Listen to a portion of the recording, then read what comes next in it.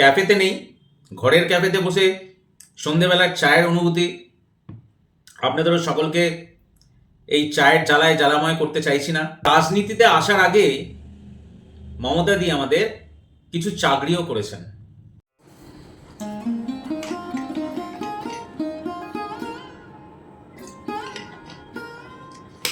Hello দর্শক বন্ধুরা, আজকের টাইটেলটা দেখেই বুঝে গেছেন যে আমি কি সম্পর্কে আপনাদের আজকে একটুখানি জ্ঞান দিতে এসেছি। ঠিক জ্ঞান দেওয়া নয়, আমরা একদম পাশেই থাকি, মানে কলকাতার মধ্যেই থাকি বা কলকাতার মফস্বলে থাকি। মুখ্যমন্ত্রী মমতা ব্যানার্জি, যার সম্পর্কে বলবো, আলাদা করে পরিচয় দেওয়া মানে তো অত্যুক্তি হয়ে যায়, তাই না? যাক, অনেক তো রাজনীতি হয়। এবার মমতা বন্দ্যোপাধ্যায় সম্পর্কে কিছু না জানা তথ্য জেনে নেওয়া যাক। আজকে ব্যাকগ্রাউন্ডটা আমি আমার ঘরেতেই রেখেছি। অনেকটা ক্যাফে ক্যাফে ফিল হয় আমার এই ঘরটাতে। একটা আড্ডার পরিবেশ আছে আপনাদের সাথে, তাই এই ঘরেতে বসেই আমরা এই আলোচনাটা সকলের সঙ্গে নিয়ে আসছি। এবার মমতা বন্দ্যোপাধ্যায় সম্পর্কে যেটা বললাম, কিছু তথ্য যেগুলো আমরা জানি না, সেই না জানা তথ্য নিয়ে একটু জেনে নেওয়া যাক। তৃণমূল নেত্রী ব্যক্তিগত জীবনের সেই তথ্যগুলো পুরোটা যতটুকু আমি জানি, যতটুকু পড়ে জেনেছি বিভিন্ন মাধ্যম থেকে, সংবাদ মাধ্যম থেকে বা কলকাতায় থাকার জন্য, সেগুলোকে নিয়ে আসছি আমার দর্শকদের জন্য। আমাদের এই আলোচনায় কিন্তু কোনো রাজনীতি কিন্তু থাকবে না, কোনো রাজনীতি নেই, কোনো দ্বন্দ্ব নেই, কিছু নেই। সাদা মাটা একটা বিবরণ, যা কোনো পার্টি বা দলগত কোদলের অনেক ঊর্ধ্বে।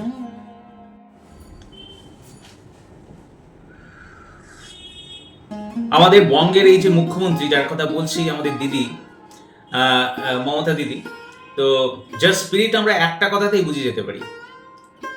ঘুরে ঘুরে যখন রক্ষী থেকে শুরু করে আমলা সবাই ক্লান্ত হয়ে পড়েছে, হাঁপাচ্ছে, তখন একজনের কিন্তু কোনো ক্লান্তি নেই। মাইলের পর মাইল হেঁটে চলেছেন অক্লান্ত মুখে। রাস্তার দুপাশে বিপুল জনসমাগম, এবং তারই মধ্যে উনি এক একজনের সাথে হাত মেলাচ্ছেন। বয়স্ক মহিলাদের জড়িয়ে ধরছে কিংবা তাদের আশ্বস্ত করছেন। মমতা বন্দ্যোপাধ্যায়ের এরকম দৃশ্য সঙ্গে পরিচয় আছে রাজ্য রাজনীতির, বা আমাদের যারা মিডিয়া বেশি ফলো করে থাকি, আমরা এই ধরনের ছবি কিন্তু অনর্গল দেখতে পাই। এই যে অফুরন্ত জীবনী শক্তি, এর চাবিকাঠি হিসেবে বলা হয় ওনার নিয়মিত ও কড়া ডায়েট বা খাদ্য অনুশীলন। ডায়েট সম্পর্কে মমতা ব্যানার্জি একজন অতি সচেতন নারী নেত্রী। হ্যাঁ, তেল ও মশলা জাতীয় খাবার এড়িয়ে চলার পাশাপাশি উনি কিন্তু আবার মুড়ি, চা ও চকলেট ওনার রোজগার ডায়েটে পরিবেশিত হয়ে থাকে, এবং এই কথাই জানা যায়। আর প্রচুর পরিমাণে থাকে তার সাথে জল পান। কিন্তু জানা যায় তেলে ভাজাটা ছোটবেলা থেকেই তার খুব ভালো লাগার একটি পদ। এই চপের প্রতি ভালোবাসা উনি সহজে কিন্তু এড়াতে পারেন না। এবার আসবো দিদির পোশাক। রাজনীতিতে দিদির পোশাক বরাবরই একটা চর্চার বিষয়, এটা আপনারা জানেন। মমতা ছাড়া ভারতের কোনো রাজনীতিবিদদের পোশাক ওরকম সাদা মাটা দিয়ে পরিবেষ্টিত নয়। মানে সাধারণ পাড়ের সাদা সুতির শাড়ি ও পায়ে সাদা হাওয়াই চটি।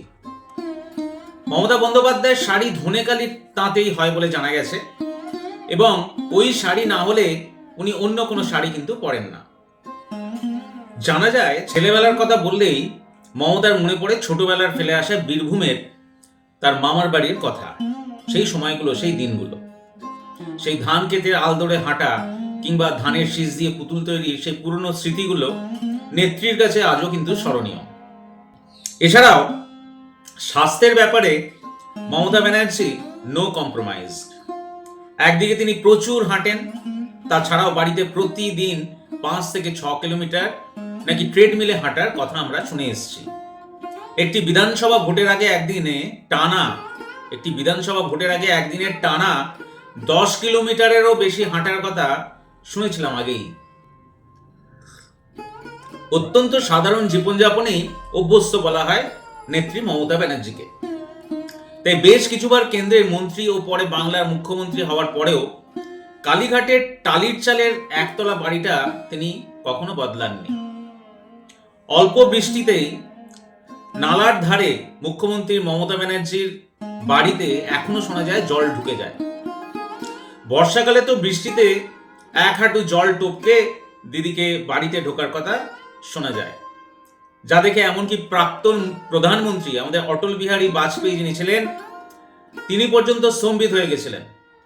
মমতার এহেন সাধারণ জীবনযাপনের সার্বিক প্রশংসা করেছিলেন এই বাজপেয়ী সাহেব। এইবার আসল কথায় আসে। এবার বলবো দিদির প্রকৃতির প্রতি নিবিড় আকর্ষণের কথা। এগুলো কিন্তু আপনারা সবাই জানেন, কিন্তু যেগুলো চর্চা হয় না বা বারবার পড়া হয় না বা বারবার আলোচিত হয় না রাজনীতির বাইরে, সেই জন্য এগুলো জানা থাকলেও তারা আজকে একটু রিভিশন হয়ে যায়। দেখুন, প্রকৃতিকে আঁকড়ে থাকতে ভালোবাসেন কিন্তু মমতা দি। তাই কখনো চলে যান হিমালয়ে, আবার কখনো জঙ্গলে বা জঙ্গলমহলে। ব্যস্ততার মধ্যে একটু আধটু অবকাশ মিললে পাহাড়ে বা জঙ্গলে কাটিয়ে আসেন দিন কয়েক। নিজের ফোনে প্রকৃতিকে কিন্তু ক্যামেরা বন্দি করেন। শুনেছি ওনার একটা ট্যাব আছে, ওই ট্যাবে উনি প্রকৃতিকে, নেচারকে ক্যামেরা বন্দি করেন। আর প্রকৃতির প্রতি এই প্রেম বলেই শহরকে সাজিয়ে তোলার নানা পরিকল্পনা করে থাকেন মুহূর্তের মধ্যে। জানা যায় একবার রাজারহাট বাইপাস ধরে উনি ফিরছিলেন এবং সেই সময় চোখে পড়ে যায় ওনার রাজারহাটে একটি বিস্তীর্ণ জলাশয়। সাথে সাথে পুরমন্ত্রী ও নগর উন্নয়ন মন্ত্রী ফিরহাদ হাকিমকে ইচ্ছা প্রকাশ করেন এই জলাশয়কে কেন্দ্র করে পার্ক তৈরি করার, যা আজকের নিট রেজাল্ট হলো কি সেন্ট্রাল পার্ক, ক্যাফে একান্তে ও একটি টুরিস্ট রিসর্ট। গান খুব প্রিয় মমতা বন্দ্যোপাধ্যায়। সব ধরনের মিউজিক শোনা ও গাওয়ার ঝোঁক ওনার মধ্যে লক্ষ্য করা যায়। নিশ্চয়ই জানবেন যে ক্ষমতায় এসেই কলকাতার ট্রাফিক সিগন্যালগুলোতে চালু করে দিয়েছিলেন রবীন্দ্রসঙ্গীত। মানে উনি রবীন্দ্রসঙ্গীত মাইকে মাইকে বাজানো চালু করে দিয়েছিলেন প্রতিটি মেজর যে কলকাতার যে মোড়গুলো আছে, যে ক্রসিং গুলো আছে, ওখানে কলকাতাকে রবীন্দ্রময় করে তুলেছিলেন এইভাবে। হাজারো বাঙালির কলকাতা, বাঙালির এই সেন্টিমেন্টটা আমাদের যথেষ্ট জাগিয়েছিল। কাজী নজরুল ইসলামের কবিতা সংকলন পাঠ ও তার গানের, মানে নজরুল সাহেবের গানের প্রতি অগাধ ভালোবাসার কথা জানতে পারা যায়। জেনেছি গানের প্রতি তার ভালোবাসা আসে মায়ের কাছ থেকে, ওনার মায়ের কাছ থেকে। ছোটবেলায় মায়ের কাছে নানা বাংলা গান শুনে আসতেন তিনি।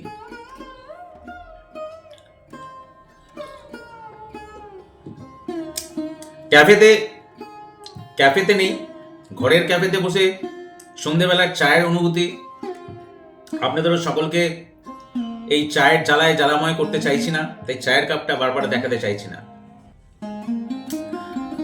যাই হোক, অনেকেই হয়তো আমরা জানি না যে জেনেছি কিছু সংবাদ মাধ্যম থেকে পড়ে, যে তা হলো রাজনীতিতে আসার আগে মমতা দি আমাদের কিছু চাকরিও করেছেন। হ্যাঁ, উনি বেশ কিছু চাকরি করেছেন। অনেকেই জানেন না, স্টেনোগ্রাফার পদে কিছু সময় যাবৎ কাজ করেছিলেন তিনি।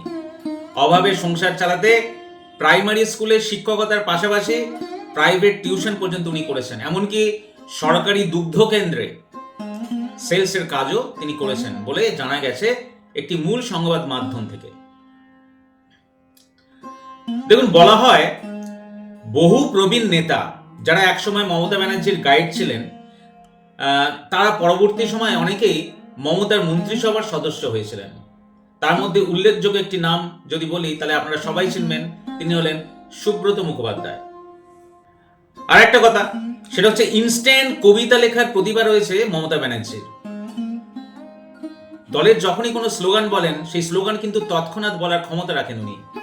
আগে থেকে ভেবে কিন্তু তা বলেন না। এটা আপনারাও লক্ষ্য হয়তো করেছেন। রাজনীতি ছাড়া মমতা ব্যানার্জির সাহিত্য চর্চাতে বেশ রুচি আছে।